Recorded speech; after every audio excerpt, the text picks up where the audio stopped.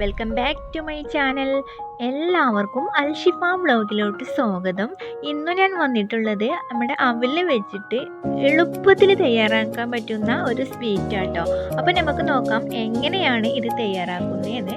ഒരു പാൻ ചൂടാക്കിയതിന് ശേഷം അതിലോട്ട് ഒരു കപ്പ് അവലിട്ട് കൊടുത്തതിന് ശേഷം ഒരു 2 മിനിറ്റ്, അതായത് ഇതൊന്ന് ക്രിസ്പി ആയി വരുന്നത് വരേക്ക് നമുക്കിത് വറുത്തെടുക്കണം.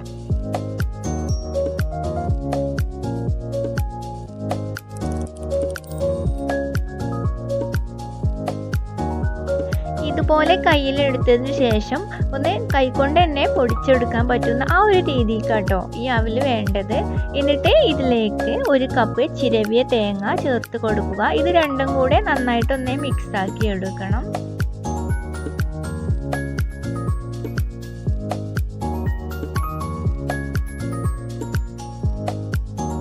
ഇത്രയും മതി. ഇനി ഇത് വേറൊരു പാത്രത്തിലോട്ട് ഒന്ന് തണുക്കാൻ വേണ്ടി മാറ്റി വെക്കാം. അതിനുശേഷം ഈ പാനിലോട്ട് തന്നെ ഞാൻ ഒരു ടീസ്പൂൺ നെയ്യ് ഒഴിച്ച് കൊടുത്തിട്ട് ഈ നെയ്യൊന്ന് ചൂടായി വന്നതിന് ശേഷം ഇതിലോട്ട് കിസ്മിസ് ചേർത്ത് കൊടുക്കുക. നിങ്ങളുടെ കയ്യിൽ കാഷ്നട്ട് ഉണ്ടെങ്കിൽ അത് ചേർത്ത് കൊടുക്കുക കേട്ടോ.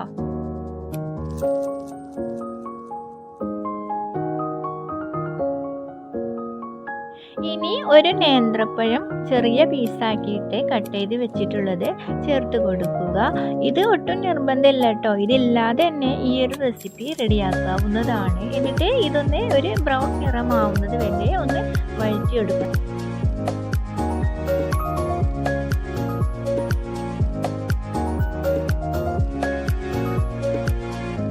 ഇത്രയും മതി. ഇനി ഇത് മാറ്റി വെക്കാം. അതിനുശേഷം മിക്സിയുടെ പൊടിക്കുന്ന ജാറിലോട്ട് നേരത്തെ മാറ്റി വെച്ചിട്ടുള്ള അവിൽ മിക്സ് ഇല്ലേ, അതിട്ട് കൊടുത്തിട്ട് ഒന്ന് പൊടിച്ചെടുക്കണം കേട്ടോ. അതായത് ഫൈനായിട്ട് പൊടിച്ചെടുക്കേണ്ട, ഒന്ന് തരിതരിപ്പോട് കൂടിയിട്ട് ഇതുപോലെ പൊടിച്ചെടുക്കണം. ഇനി ഇത് മാറ്റി വെക്കാം. ഇനി ശർക്കര മെൽറ്റ് ചെയ്തെടുക്കണം. 250 ഗ്രാം ശർക്കര ഒരു കപ്പ് വെള്ളത്തിൽ നന്നായിട്ട് തിളപ്പിച്ചെടുക്കണം. എന്നിട്ട് ചുവട് കട്ടിയുള്ള ഒരു പാത്രം അടുപ്പിൽ വെച്ചിട്ട് ഫ്ലെയിം ഓൺ ചെയ്യുക. ഇതിലോട്ട് നമ്മൾ നേരത്തെ മാറ്റി വെച്ചിട്ടുള്ള ശർക്കരപ്പാനി ഇല്ലേ, അതൊഴിച്ച് കൊടുത്തിട്ട് ഒന്ന് തിളപ്പിച്ചെടുക്കണം.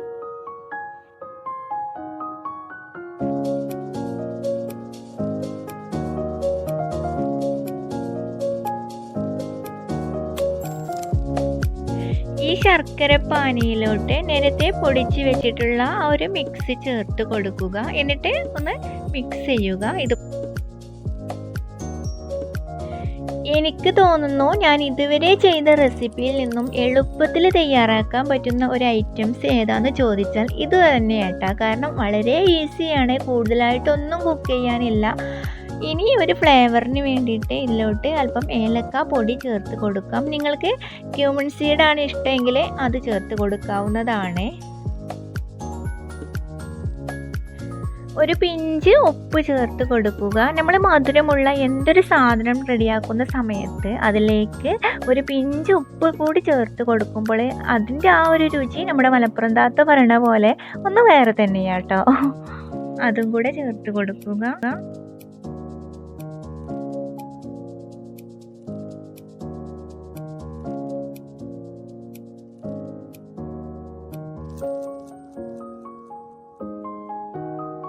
ഇനി ഫ്രൈ ചെയ്ത് വെച്ചിട്ടുള്ള ആ പഴം കൂടെ ചേർത്ത് കൊടുക്കുക.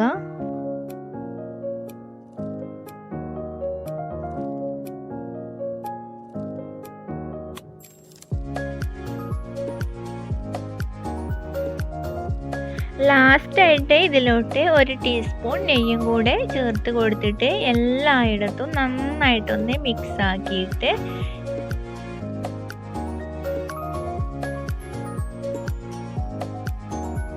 ഫ്ലെയിം ഓഫ് ചെയ്യാം.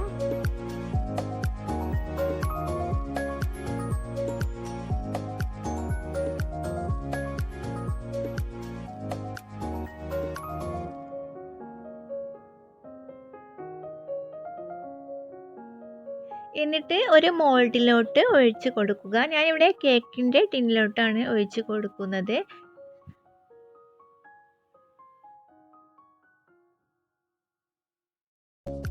ഇനി ഇത് എല്ലായിടത്തും ഇതുപോലെ ഒന്ന് ലെവൽ ചെയ്ത് കൊടുക്കുക. ഒരു സ്പാച്ചില വെച്ചിട്ട് ഒന്ന് ലെവൽ ചെയ്ത് കൊടുക്കുക.